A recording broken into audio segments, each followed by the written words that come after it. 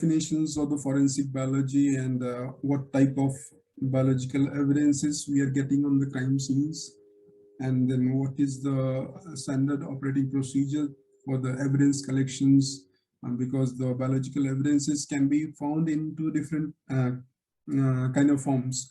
So what are the basic methods which we should adopt while collecting the biological evidences, and then how to maintain the chain of custody, and what is the importance of the chain of custody. uh, Next to that, there are some techniques, basic techniques which we follow into the forensic lab for identifying the origin, and to identify what is exactly is the biological stain found on the crime scene. Then I will be also discussing about how the reports are being made into forensic science laboratory and all those things, and how the remaining exhibits are being sent back to the court. Next slide, please. So basically, this is the basic structure of the forensic lab. So where I was being practicing in Pondicherry, in that particular lab, we had separate divisions for biology, which included biology as a separate division, serology as a separate division, and DNA as a separate divisions. But as I already told, like this biology divisions is not necessary that it will be subdivided into three different divisions. But there may be some labs which might only have two labs, that is biology and serology clubbed together, and DNA as a separate unit. Or there may be a lab which might be having just one lab, and they will be performing all the experiments into that same lab. So it is like the structure depends and varies from the state to state and from different places. Then comes your chemistry department, that is your chemistry division. In this chemistry divisions, there are different subdivisions which are being separated into chemistry. Then there is a narcotics and NDPS section. Then there is also an exercise department. The exercise department, which deals with the analysis of the alcohol and all those things. So it can be clubbed together with chemistry, or it may be different depending on to your nearest forensic science lab. Apart from biology and chemistry department, we also have question documents, which deals with the false documents and currency notes and all those things. Coming to the question document sections, so like you might already have heard about the government examiner of question documents. So GQD is totally different. It is an entity of the central government. And coming to the state government, a question document is a totally different unit. And still we have different sections like coins and currency examination unit, CCEU. So this is one different kind of section which is being made under some of the forensic science labs. So next to that is the cyber forensic. Please go back. Please go back. Yeah, thank you. Then there is cyber forensic lab. Then there is also physics divisions. Physics division completely bifurcates into ballistics divisions and the physics divisions. Next, please. Next slide. Thank you. Forensic biology, as we can like define, is that whatever the biological experiments or whatever the biological principles and laws which we have studied into biology, if we are taking help of those particular things, biological principles and biological facts, and clubbing together with the law, so that will be a forensic biology. So basically the outcome is like whatever biological facts and principles which help to get the justice in the court. So we can say that those particular things comes into forensic biology sections. So this is what is the definition of the forensic biology. Next slide, please. Then talking about the different types of evidences that we see into different sections, coming to the biology sections, the different type of evidences that we deal with the biology sections are basically hair, blood is there, then the skin is there, sweat, teeth, skull, fiber is there, semen, saliva is there, urine, milk is there, bone is there, skeletal remains are there. Some of the divisions have a different unit for skeletal analysis, and skull superimposition technique, that is also a totally different technique, which at times is into a biology sections or it is into physics division. There are some of the FSLs. So totally depends on what type of FSL you are having into your nearby place. Apart from that, we have human and animal origins to identify the datums, woods, leaves, flowers, maggots and flies. So talking about these maggots and flies, there are some of the FSLs which are moving towards making a totally different sections which will deal with the maggots, flies, and all other kind of insects, and how decomposition and degradation of human body will take place, basically to estimate the time of death. So there are FSL which are making an effort to build a totally different division for this. Then there comes DNA divisions, which deals with the cases like disputed paternity or disputed maternity, or when there is like a neonatal killing is there, and then identification of the DNA from some of the very minute and very fine samples where there is a very limited piece of there is very limited uh, evidence on the crime scene, may it be like blood, semen, saliva, or any tissue, nail or hair is there. So when the limitation is there, when there is a very minute sample, then this technique is very relevant, very helpful to identify the perpetrator. Next slide, please. Then there is a division under physics division, that is ballistics.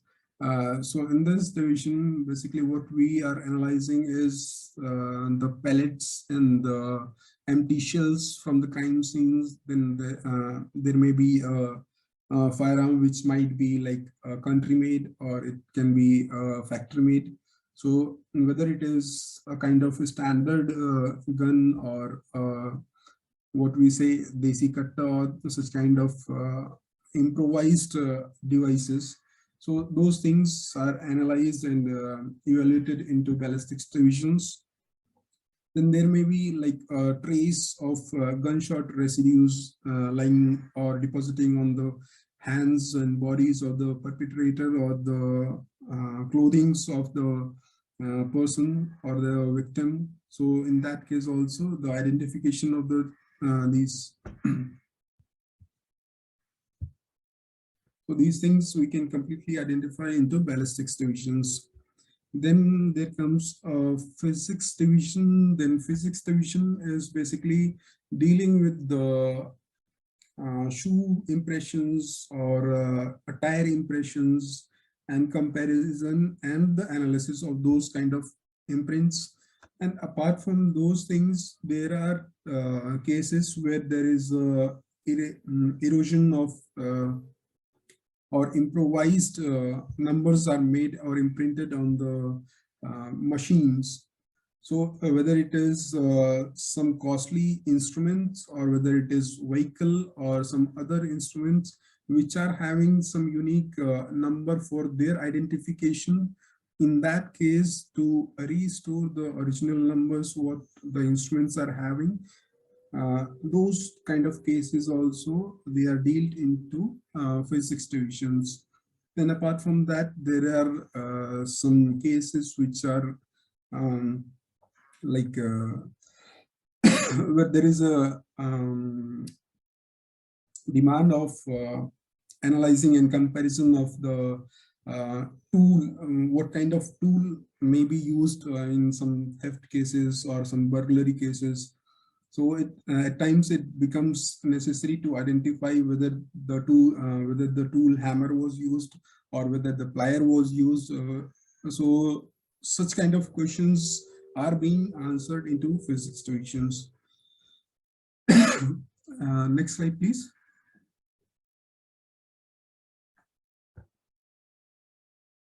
Then comes the chemistry divisions, which deals with many of the cases. Some of the cases are mentioned here, like there is an acid attack. So what kind of acids are being used? So that kind of analysis is there. Then whether the petrol or diesel has been adulterated and what amount of adulteration has been made into that sample, that is also done. Talking about the explosive residue, like physics division, it is dealing with whether the GSR is present into the item or not. So that is one thing. Then identifying and then analysis. Then the analysis is being transferred into the chemistry division. So there also we have the facility to identify exactly what the residue contains. So the chemical composition and the quality and the quantity both are analyzed into the chemistry division. Then there are some drugs and there are some medicines which are at times abused. So those kind of medicines, those kind of drugs, the cases comes to the chemistry divisions. Then we have toxicology divisions. So in toxicology divisions, there are cases which we are being analyzed for cases like suicidal poisoning is there, or some forceful abuse substances have been used. So in that case, the viscera or the suspected medicine or the suspected poison or the suspected toxicological element that comes to the forensic science lab, and it is being utilized, it is being analyzed in the toxicology division. Next slide, please.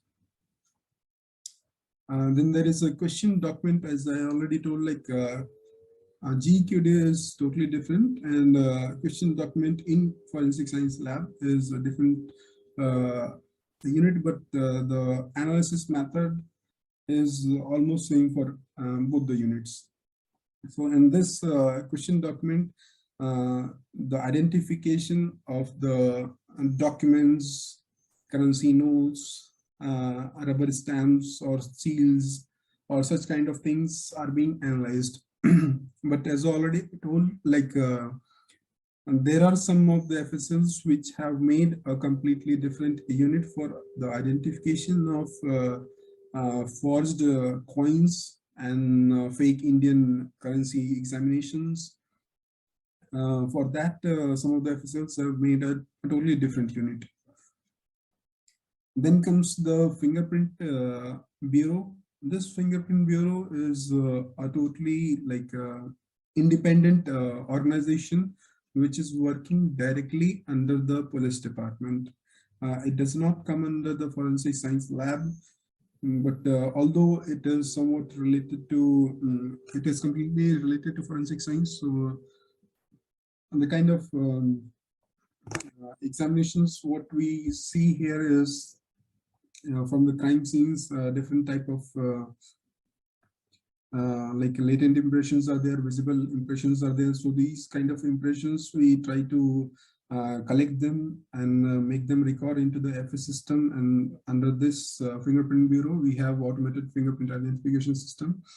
So that particular system is totally computerized, and with the help of the FS, we are able to identify and match whether the fingerprints are coming from the data bank source or not. Next slide. So for the evidence collection,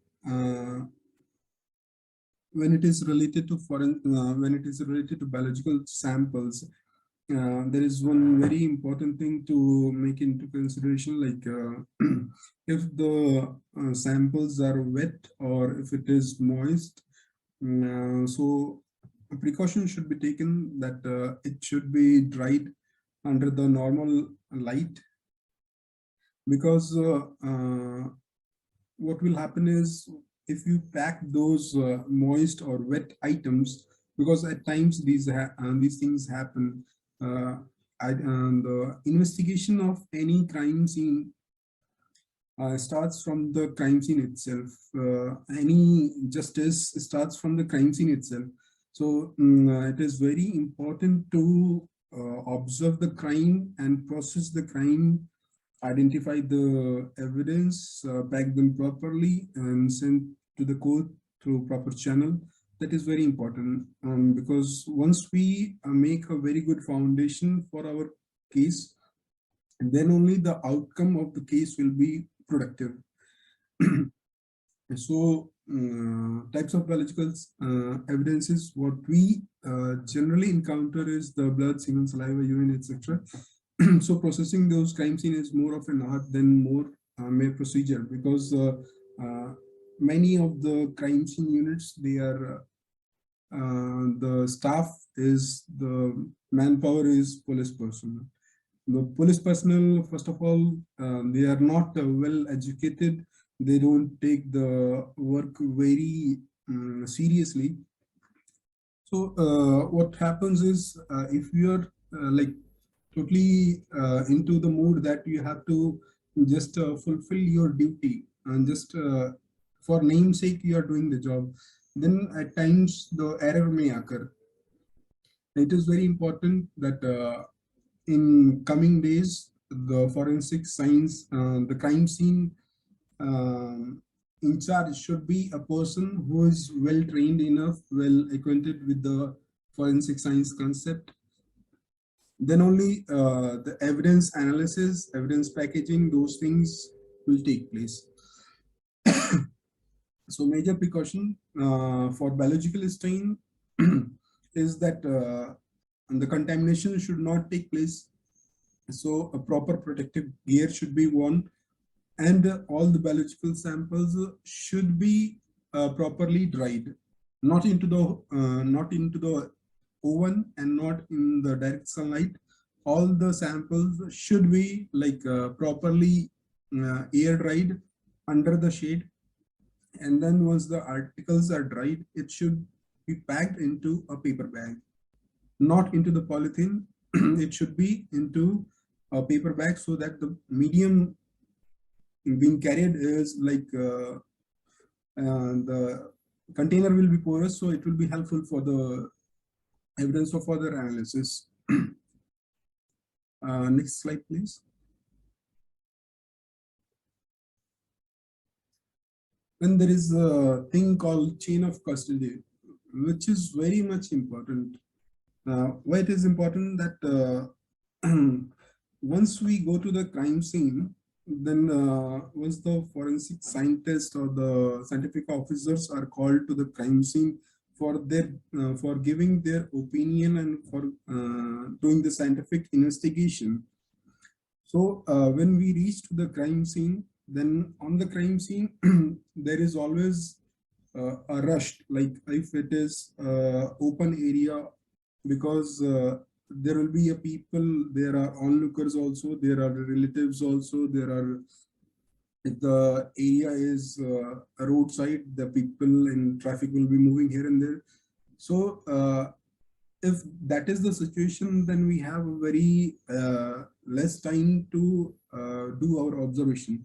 So, but in that very limited span of time, we must take very much care that the analysis, the observation is properly done without any error, without any mistakes. So, the chain of custody, what it helps is, like when we process the crime scene and once we collect the crime scene, once we collect the evidences from the crime scene, in that case, we have to pack all the evidences. So all those evidences uh, should be properly packed and handed over to the investigating officer. So while we are handling over the evidences to the investigating officer, uh, we must make sure that we are getting an acknowledgement of what we have submitted to the investigating officer. It is like, suppose we have collected 10 evidences from the crime scene, then those 10 evidences, what it is, the details, all the details of the 10 evidences should be properly mentioned into the letter, and we should get the acknowledgement from the IO, because there is a chance that we are submitting 10 articles to the IO, and further there will be either 8 or 9 evidences which are being released in the court.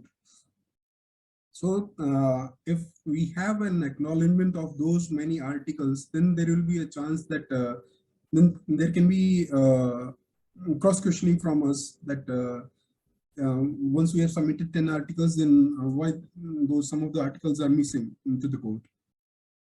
So those chain of custody starts from the crime scene itself, then the track keeps from the crime scene to the police station, from the police station to the court, then court to the forensic science lab, then for again going back from the forensic lab to the court. So everything is mentioned in the chain of custody. It is a kind of form which is being like updated. Now now these things are being very much being implemented through CCTNS. So this CCTNS is also a very nice software, a very nice platform which gives the opportunity for tracking down the progress of your case. So in that case, in that CCTNS, you can get your details about the case, like what is the progress into the case, whether the article, whether the evidence has been sent to the court or not, whether the article has been sent to the forensic science lab, analysis has been done or not. So these things can be tracked down into the CCTNS system. Next slide, please. So in the forensic biology divisions, there are some evidences which are being tested into the classical from very beginning, and those tests gives a very nice results. So we'll be talking about those tests in coming slides. Like for blood, what we are doing, like there is a primary examination and then the confirmatory examinations. For primary, basically some of the FSLs, they are using benzidine test, but although it is carcinogenic and it has been discarded. So in that case, the alternate is the Kasselmeyer test. So we use Kasselmeyer or benzidine test. For making the confirmatory test, we use the crystal techniques that are Teachman Takayama, or through spectroscopy also, spectrophotometry also, we are doing the confirmatory test for blood. Then for species origin, we are doing some radial diffusion or electrophoresis are being carried forward to identify whether it is a human sample or it is like some other animal origin sample. Coming to the groupings are being, that is blood grouping. So blood grouping is being performed through different techniques. So whether it is absorption elution and whether it is absorption inhibitions. So depending upon like what kind of clumpings or agglutinations we are getting, so that kind of technique we can adopt, whether it is absorption elution or absorption inhibition. And then for the identification of semen samples are like screenly tested for through acid phosphatase test, and for confirmatory, we rely only on the microscopic examination or through the gram staining technique. Coming to the saliva samples, the primary examinations, what we do is a starch iodine test, and there is a kit or the buffer solution which is supplied by the Abacus Diagnostic. For that, there is a color change test. So that is Salige E. This technique we'll be seeing in the coming slides. For the for the urine analysis test, there is a crystal test, urea nitrate test also is there. Then the creatinine test is also there, which is a color test technique. These techniques will be coming seeing in the further slides. Next slide, please.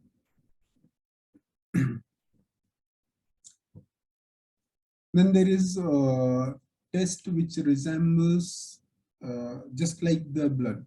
So some of the evidences may appear brown in color or red in color, but there is a chance that it is not necessary that it is only blood.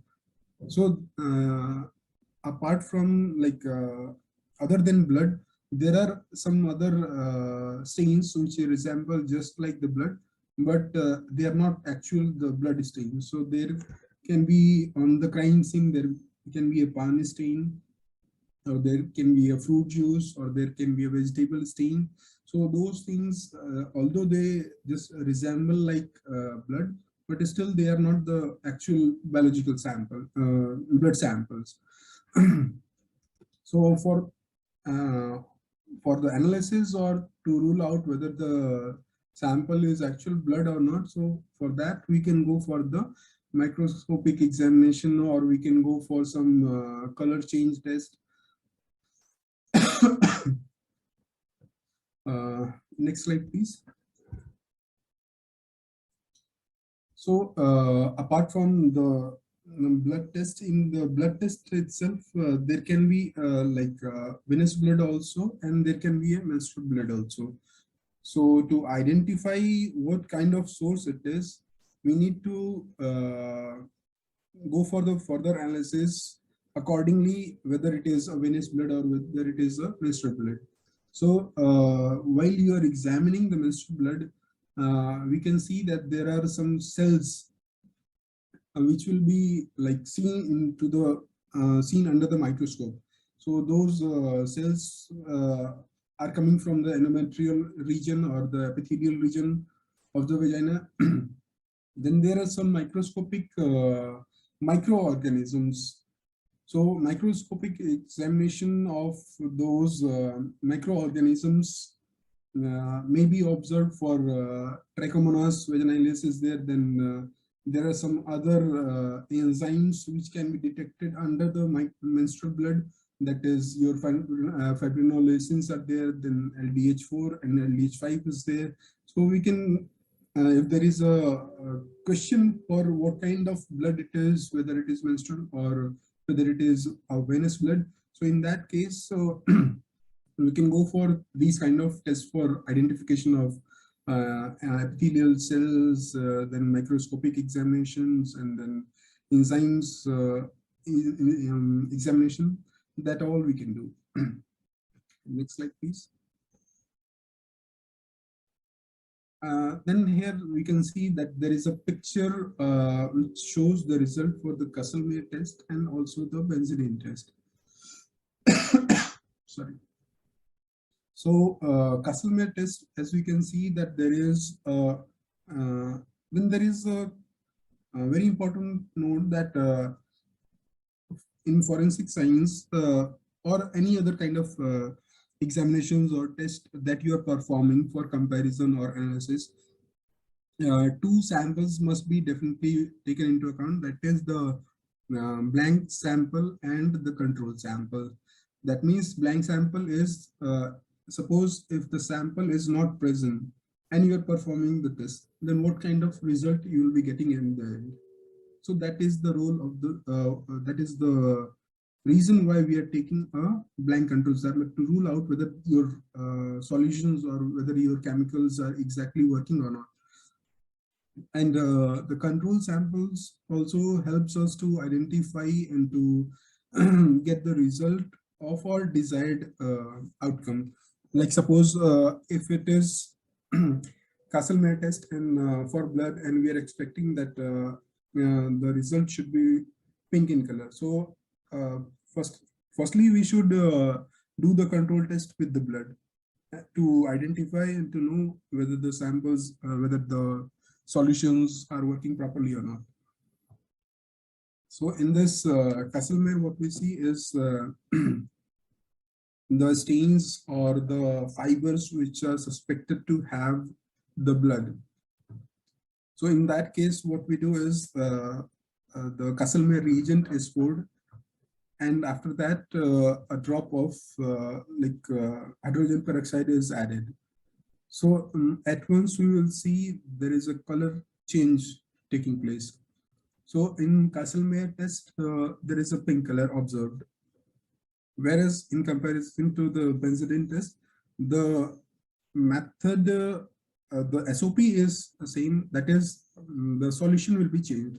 For benzidine test, the benzidine powder is added with the glacial acetic acid, and then it is heated and stored.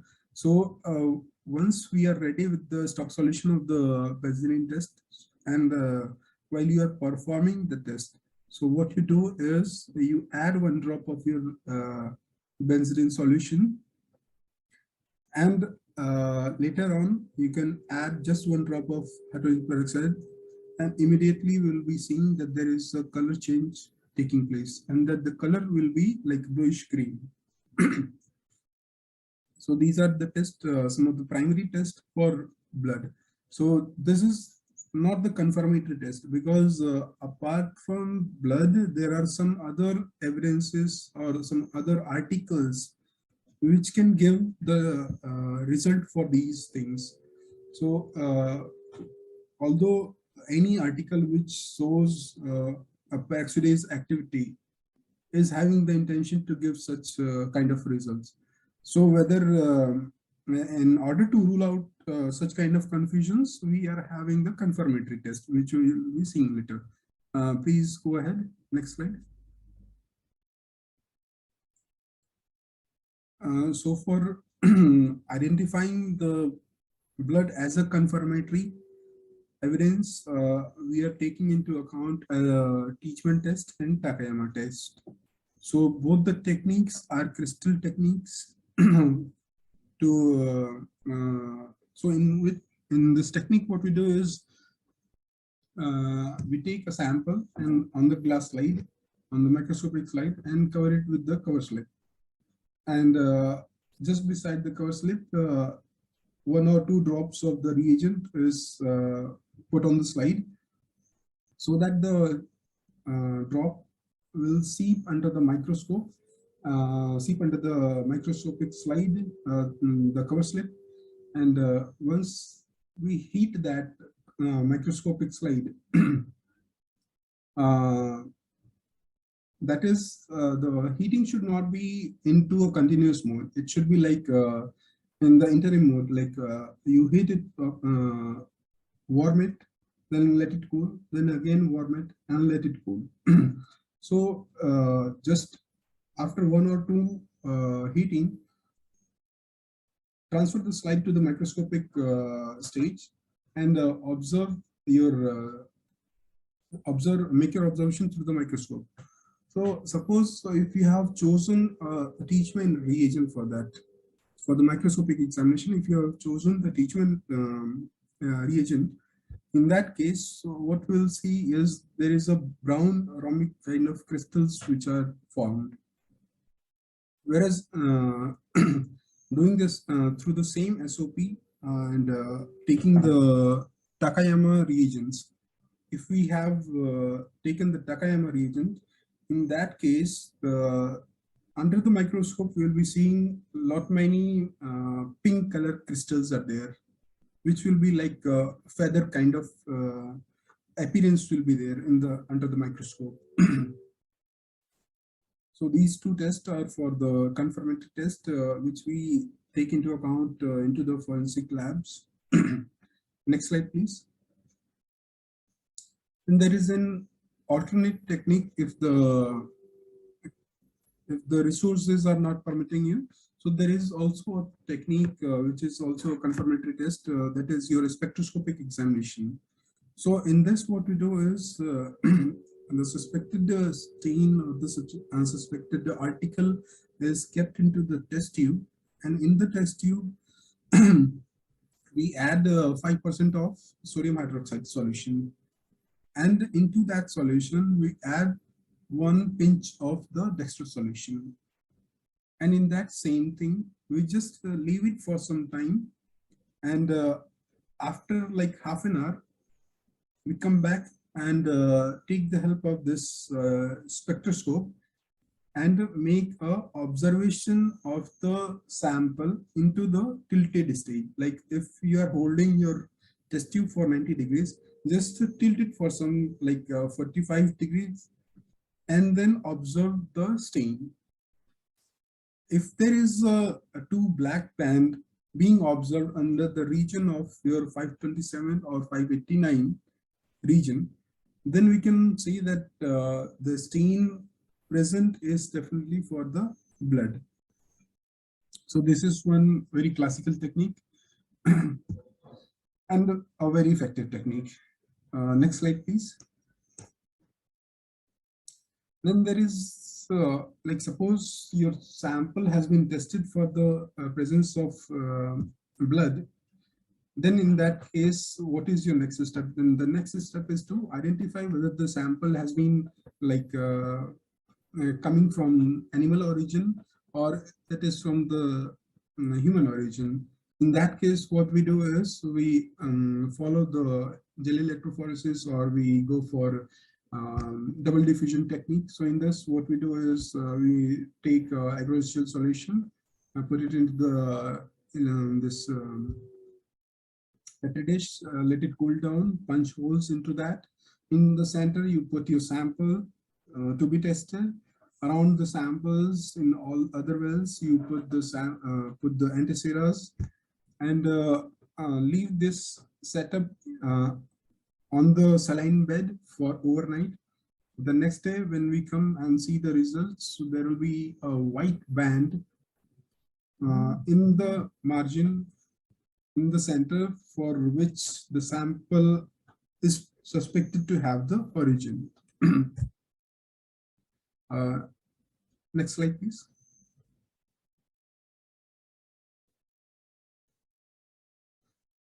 Then there is a blood grouping technique, that is absorption elution. This technique helps us to identify what kind of blood group it is, the sample, whether it is AB, A, B, or it is a negative like zero blood group, O blood group. So in order to identify whether the suspected stain is of what kind of group it is, so we go for absorption elution technique. So this absorption elution technique, in this what we do is there is a cellulose acetate sheet. So on those cellulose acetate sheet, what we do is we mark the different columns for A, B, O. So in those columns, we take the exhibits of 1 centimeter and we fix them on those acetate sheets. And while after fixing the acetate sheets, what we do is we add the antiserums. So adding the antiserums and fixing it, we leave it for overnight. Next day when we are coming, we are expecting that all the antiserums might have been added into the fiber. And then what we do is we do a washing. Washing is with the ice cold water and saline water. So in this, what we do is put the acetate sheets into the tubs and wash it properly. After some like 2 or 3 repeated washing, we will expect that the unbound antiserums have been discarded, washed out. And after that, what we do is we keep the samples into the incubator for 56 degrees centigrade for normally 20 minutes. After that, you take it out and add about 0.5% of your indicator cells. Indicator cells are the known blood groups. Suppose like in the column A, B, and O, three columns you have made. So in those three columns, respective indicator cells should be added. In column a blood group of known like A group only, it should be added. In the column B, only a blood group from B should be added. So that is the role of your indicator cells. So once you have added the indicator cell into that, keep the whole setup of your state sheet into the fridge into like 4 degree, around 4 degrees centigrade for another 1.5 hour. And later on, when we take it out and observe uh, this sheets under the microscope, we will see there will be a clumping, there will be an agglutination. So whether that where the agglutination has taken place, that will be the corresponding your this blood group. So if there is agglutination in A and B, so the blood group will be A and B. Next slide, please. So then there is a technique for your semen identification, that is a primary test.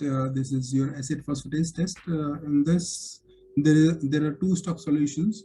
In the first stock solution, it is added directly onto the suspected specimen, and after adding the suspected, after adding the stock solution on the suspected stain for like 30 seconds, we will immediately add the second solution.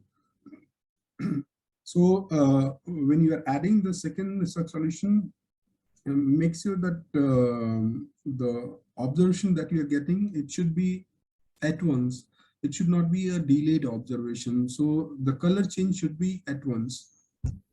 So because after some time, almost all those stains may turn into the purple color. So if you are expecting a positive outcome or positive result, the color change should be totally immediately. So the principle is given in this slide. Next slide, please. So this test was actually a primary test. There will be a confirmatory test, that is your microscopic examination. And this microscopic examination may be into two forms, whether it is a direct observation of the spermatozoa under the microscope, or we can go for the gram staining. So gram staining will help you to identify the spermatozoa into the broken state or the complete complete even one spermatozoa if you are observed, that shows totally positive result for that. Next slide. Then there is a test for this saliva. So in saliva identification, it is very difficult to identify because it is not having any color. Only the suspected area we can go for analysis. So one test is like your starch iodine solution, that is the color change that you have observed. That is the blue color becomes colorless. So presence on the like starch hydrolysis activity, you can observe that the saliva is present in that particular specimen.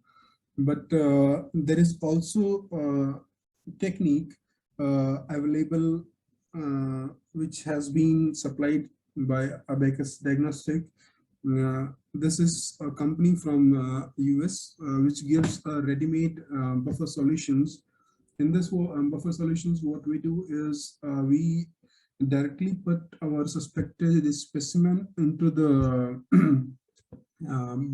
this container, and if the color changes is taking place, that is if there is a saliva present into that particular specimen, then the color will change from water, that is colorless, to yellow in color.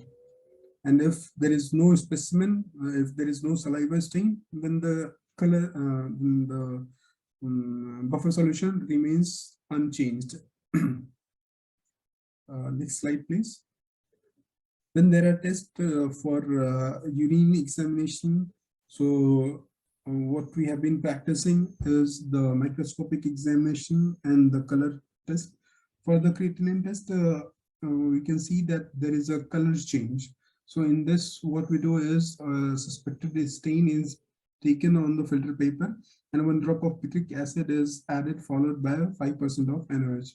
So immediately we will see that there is a color change taking place. So the color change is like orange in color.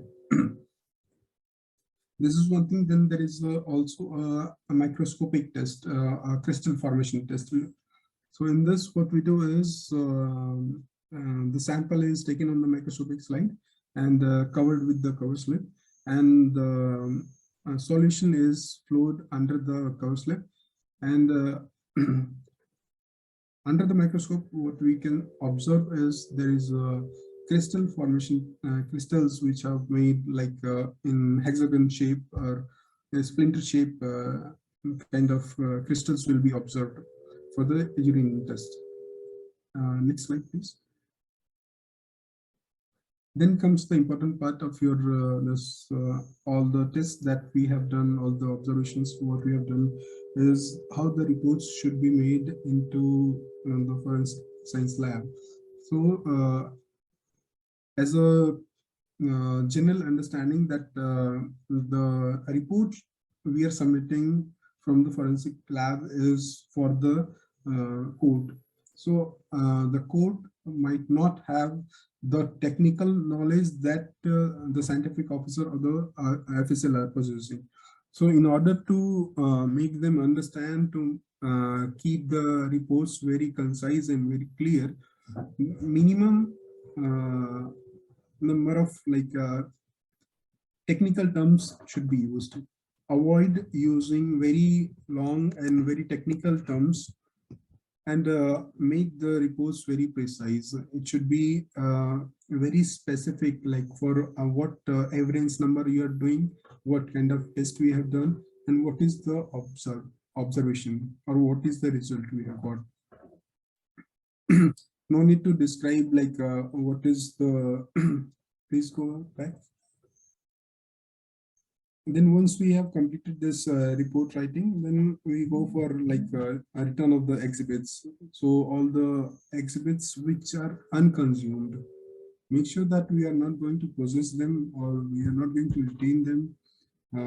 We need to send the unconsumed articles or the tested articles back to the court. The court is the ultimate authority which has given the permission or direction for us to do the analysis on the evidences. So we are sending the courts back whatever we have done the analysis, and whatever we have like in possession which is not consumed. Next slide, please. And there are some of the pictures I would like to share with you.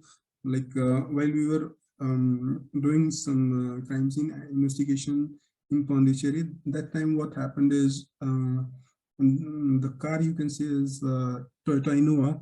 This Innova was being like used by one of the local leaders there, and the local leader he called our police station, and he complained that some of the miscreant used some petrol or diesel to set fire the vehicle.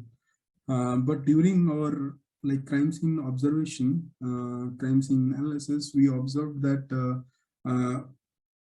additional petrol or diesel might not have been used. Why? Because as we can see inside the car, the inside cabin was totally black in color, and that too there is a compartment differentiation. There is a compartment separation just next to the driver sitting, just the dashboard. In the dashboard, we have some air vents. The ACs are there. Then there is a hole for the wiring to transfer from the engine to the passenger compartment. So what we had observed is there is a molted plastic material. There is a melted wire which is coming, like making a direction from this engine compartment to the passenger compartment. So later on, during the investigation, it was observed that mm, although the driver of that local leader had complained that there was some problem with the engine compartment wiring, it was not properly starting. The vehicle was not starting properly. So still, they had not done regular service of the vehicle. So before making this vehicle stand in the park, they had used it for 2000 kilometers.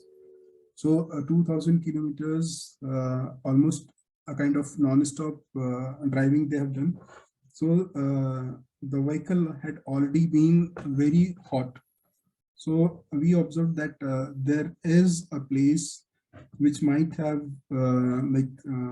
because of short circuit, the fire might have taken place into the engine compartment. The fire increased and resulted in like melting of the plastic wires and plastic materials. And in order to gain the oxygen, it entered the passenger compartment, and later this whole setup got on fire. So the complaint by the local leader, it was like rejected. Next slide. And there is one more case. It was an exhumation case. The person went missing for 3 to 4 days, and it was observed that when we got the call, so we had primary investigation module as a lost case, but later on it came to our knowledge that the actual case is of murder. So what we gave a big breakthrough that the victim was a business person, and he had come to his project site last night, and while he came to his projected site, in his two-wheeler, the industrial area mud was like stuck to that vehicle. And later on, what happened is the murderer who killed this person has parked his vehicle near to the sea. So from that particular soil trace, we tried to identify its last location. Later on, when we went to the site, we also observed that there is small blood specks which have been around the suspected crime scene. So there are some other observations which led to the identification, like they had used, the perpetrator had used whitewashing, fresh whitewashing he has done, because while stabbing this victim, all the blood spurt got stuck on the walls. So identification of the blood specks from the nearby surrounding, whitewashing, then burning of plastic cover materials, all these things were used as an evidence later on, taking the culprit into hand. Next slide, please. And there was one more case, like a lady, she was working into MNC, and she was earning very good money. So person, local goon, what he did is he was doing Reiki from last few days, and he observed that this lady is not present in the house during like weekdays. So what he did is he broke open the main gate and entered into the house. But coincidentally, what happened is that particular day, that lady was availing off, and she was present in her house. So that person, what he did is he attacked the lady when the lady resisted the robbery, and he stabbed her many times on the throat, on the chest, and into the stomach area, which resulted in heavy bleeding and ultimately the death. And so on the crime scene, what we observed is there was a lot many like the bloody sole prints were also there. This footwear impressions were also there. There were fingerprint marks on the almirahs where the robbery was committed.